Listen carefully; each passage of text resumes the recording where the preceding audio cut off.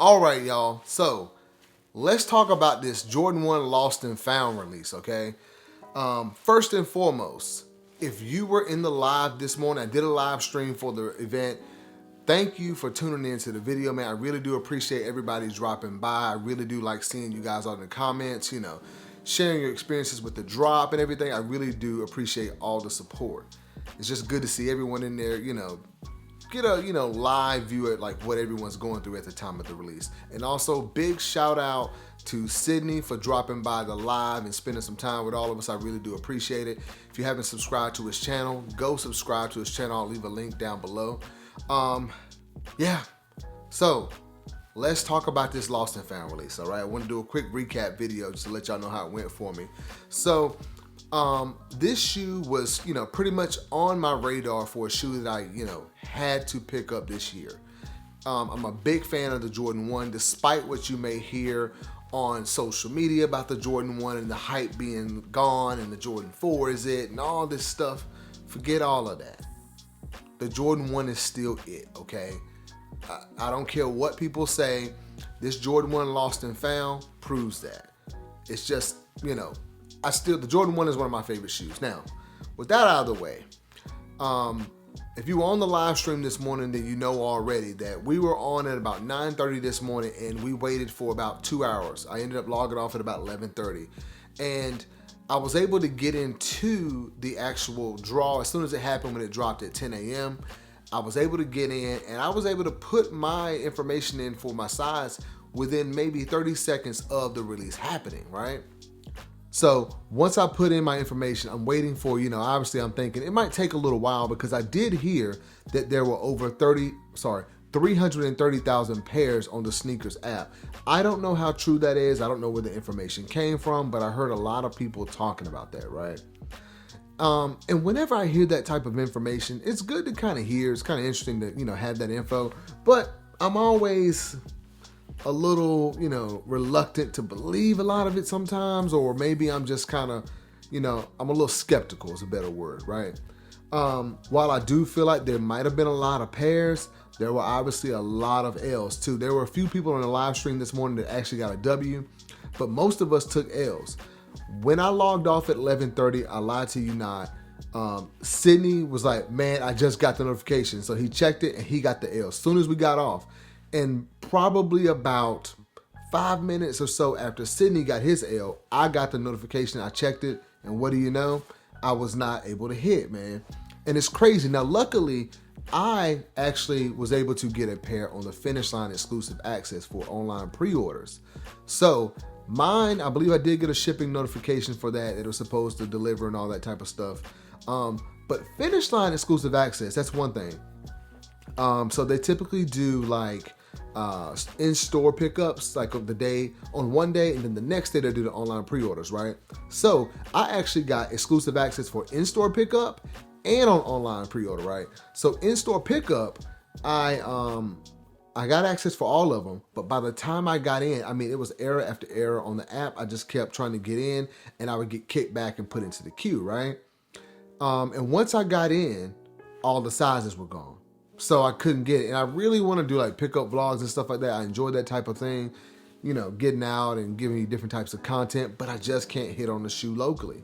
So that's the way it went for me. The next day though, I was able to get through for online pre-order. I did have to wait a little bit. And once I got in, I had to actually put my card information in. I was able to check out. So that was good. So when I got up this morning for the whole live stream on SNKRS app, I wasn't too worried because I'd already secured a pair. So yeah, kind of as far as the SNKRS app, right? That was just a lot of waiting this morning. Luckily, like I said, I got through on Finish Line. And the Flex app, I was also waiting on them as well, but I had zero faith. Zero in the Flex app. Do you hear me? Zero. Do you understand? Zero. I took all L's on the store pickup for Foot Locker and Champs, and then I was waiting on pre-order for like the ship to me option, right? And the reason why I felt pretty confident because with these larger releases, I typically would hit.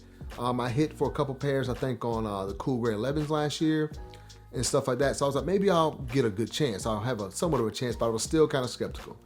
I got the L for ship to me option this morning from Foot Locker, and then later on this morning I got the L for the ship to me option on Champs. So that's that. And I'm thinking about making a video to talk about my experiences with the Flex app, because I've been wanting to do it for a very, very long time to show y'all how many L's I take. And I'm sure a lot of you can relate, but kind of off topic, but not really. So that's how the Flex app went with me. L's all over there. L's on the SNKRS app. Comment down below and let me know how the SNKRS app went for you guys. I saw that there were like quite a few people that were not even able to get in to actually put in their, information for the draw. Like some people didn't even get through. Some people were being logged out, I heard, or they couldn't get into the app, or just a lot of stuff going on, a lot of crashes. And like, that doesn't surprise me, that type of stuff, when you get this type of load or traffic on your website, on your app. It doesn't really surprise me.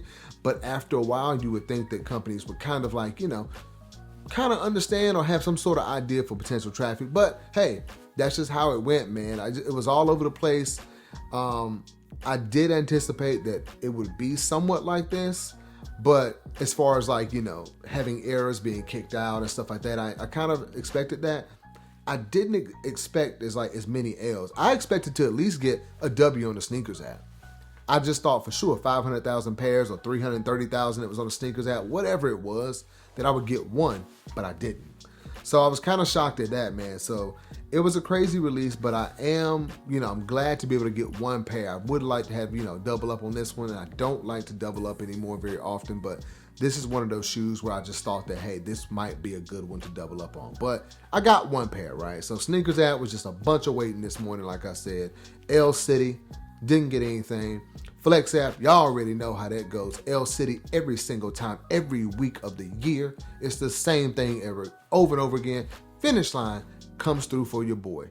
I feel like even if I don't get in, I almost always get exclusive access on the shoes that I want, and shout out to y'all for that. The only thing is like, can we get through, in time to check out for the shoes? That's the one thing. Before I end the video, I want to talk about another way of doing exclusive access. Comment down below and let me know if you remember this. So I would say at least 5 years ago, Nike used to put out like, I'll say reservations. It wasn't exclusive access, but they used to literally reserve pairs for you on the Nike app.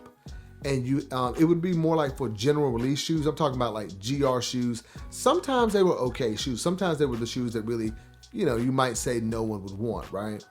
But they would give you a reservation on the Nike app, and they would say you have until 8 p.m. Eastern or 8 p.m. your time or whatever it is to check out. And literally, I have waited up until that point, and the shoe was still there for me. So I don't know how they were doing that, but I would like that. Bring that back. Like, I think maybe if Nike doesn't do it, Finish Line may look, maybe they could do something like that. So if you've gotten, exclusive access, just allow the people that have EA to purchase.